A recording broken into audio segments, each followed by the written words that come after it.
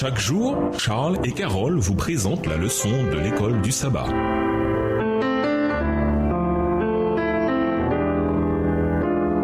Bienvenue dans votre émission. Dieu nous parle. Ouais, leçon de dimanche, le jugement final. Pour beaucoup, l'idée de jugement signifie la condamnation. Et bien que cela fasse partie du processus, nous ne devons pas oublier que l'idée de jugement a un aspect positif, car il implique également la réhabilitation des justes. En fait, le livre de Daniel renvoie à un jugement à la fin des temps, donné droit au sein du Très-Haut. Daniel 7, verset 22, version du second. Le jugement de Dieu inclut les deux principes qui se trouvent dans ce texte de l'Ancien Testament. 3. Tu entendras dans le ciel, tu agiras et jugeras tes serviteurs pour condamner le coupable et faire retomber sa voix sur sa tête, pour acquitter le juste et le traiter selon sa justice. 1 Roi 8, verset 32. Lisons Matthieu 25, les versets 31 à 46 et Jean 5, les versets 21 à 29. En quoi Christ renvoie-t-il aux notions de condamnation et de réhabilitation au jugement final? Matthieu 25, les versets 31 à 46. Lorsque le Fils de l'homme viendra dans sa gloire avec tous les anges, il s'assiera sur le trône de sa gloire.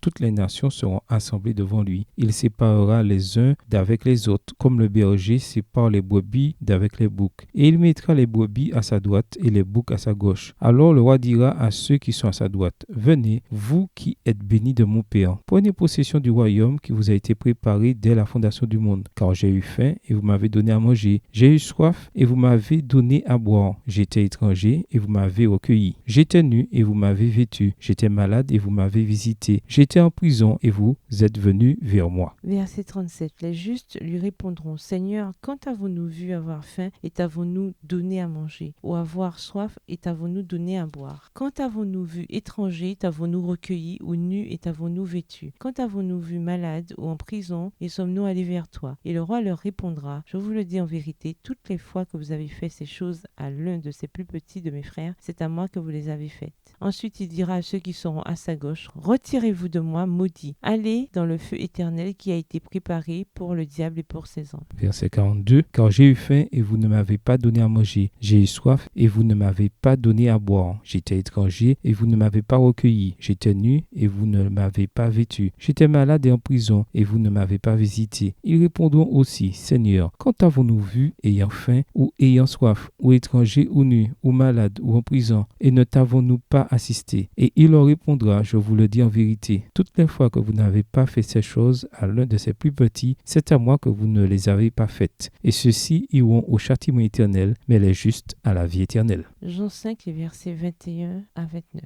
Car comme le Père ressuscite les morts et donne la vie, ainsi le Fils donne la vie à qui il veut. Le Père ne juge personne, mais il a remis tout jugement au Fils, afin que tous honorent le Fils comme ils honorent le Père. Celui qui n'honore pas le Fils n'honore pas le Père qui l'a envoyé. En vérité, je vous le dis, celui qui écoute ma parole et qui croit à celui qui m'a envoyé a la vie éternelle et ne vient point en jugement, mais il est passé de la mort à la vie. Verset 25. En vérité, je vous le dis, l'heure vient et elle est déjà venue, où les morts entendront la voix du Fils de Dieu et ceux qui l'auront entendu vivront. Car comme le Père a la vie en lui-même, ainsi il a donné au Fils d'avoir la vie en lui-même. Et il lui a donné le pouvoir de juger parce qu'il est Fils de l'homme. Ne vous étonnez pas de cela, car l'heure vient où tous ceux qui sont dans les sépulcres entendront sa voix et en sortiront. Ceux qui ont fait le bien ressusciteront pour la vie, mais ceux qui ont fait le mal ressusciteront pour le jugement. Certains prétendent que les expressions « n'est pas jugé » Jean 3, le verset 18, et « ne vient pas en jugement » Jean 5, le verset 24, dans la version Colombe, signifie que ceux qui sont en Christ ne sont pas jugés du tout. Mais ces expressions impliquent que les croyants ne sont pas condamnés pendant le jugement. Ainsi, les textes doivent être compris comme signifiant « n'est pas condamné » Jean 3, le verset 18, dans la version Parole de vie, et ne sera pas condamné Jean 5, le verset 24, dans la version Bible en français courant. En bref, notre sort est déterminé dans notre vie présente. Ceux qui sont en Christ ont déjà l'assurance qu'ils seront réhabilités au jugement, et ceux qui ne sont pas en Christ demeurent sous la condamnation. En décrivant le jugement, Matthieu 25, verset 31 à 46, Christ a mentionné la présence non seulement des boucs,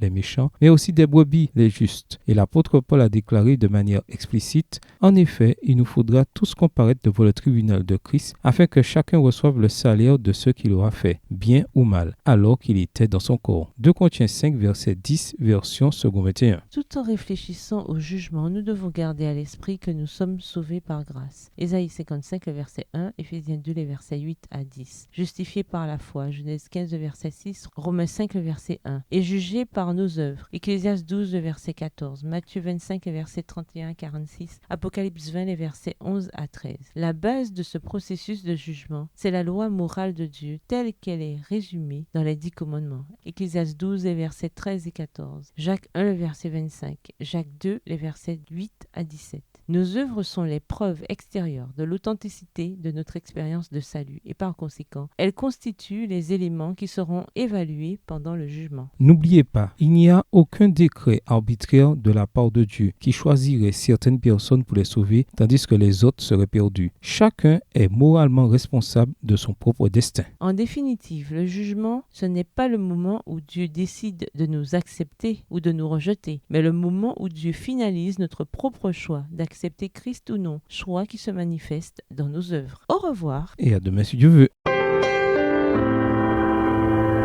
Dieu nous parle. Chaque jour, Charles et Carole vous présentent la leçon de l'école du sabbat.